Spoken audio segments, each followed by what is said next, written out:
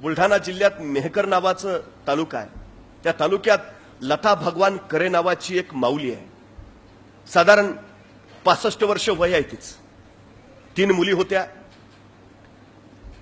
70चा नवरा. गरिबीशी संसार करत सगळं व्यवस्थित चाललं होतं.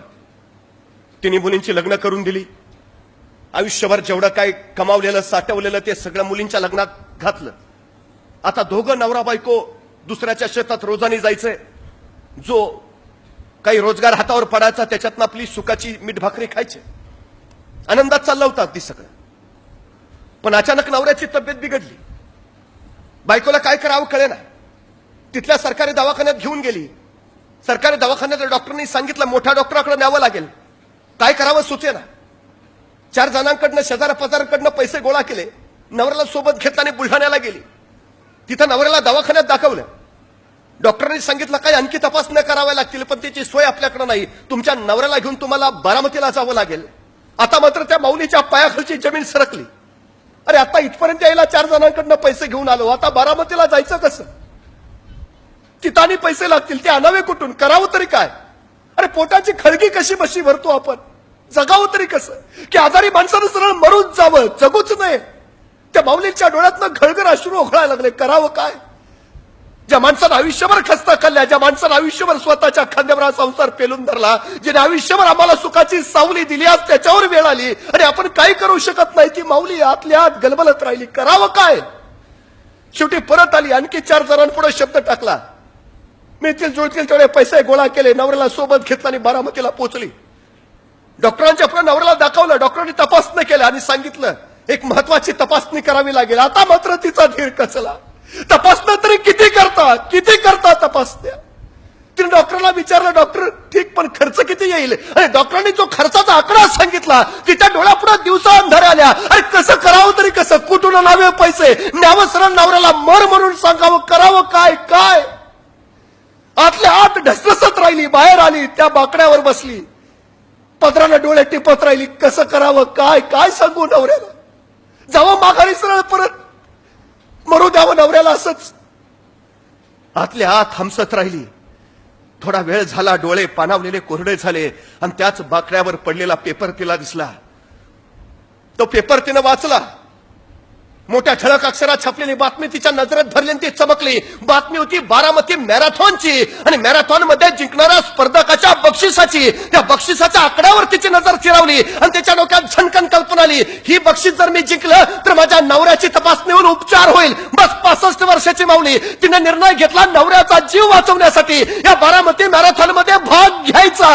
आणि ती 65 वर्षाची माऊली त्या मॅरेथॉनच्या तिथं पोहोचली.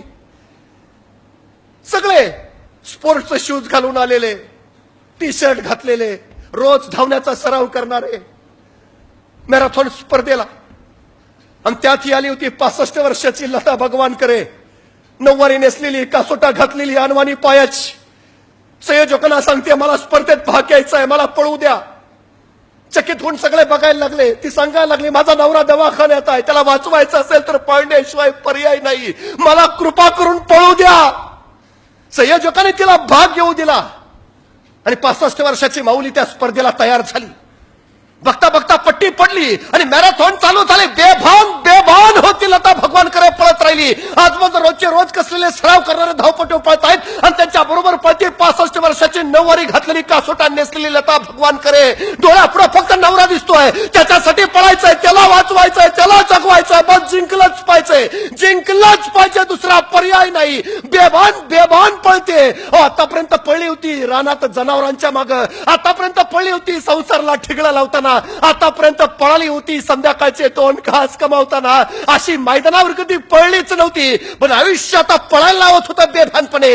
पळत होती आणि अखेर आवाज झाला. स्पर्धा संपली आणि त्या बारामती मॅरेथॉनची विजेता ठरली ही 65 वर्षाची लता भगवान करे.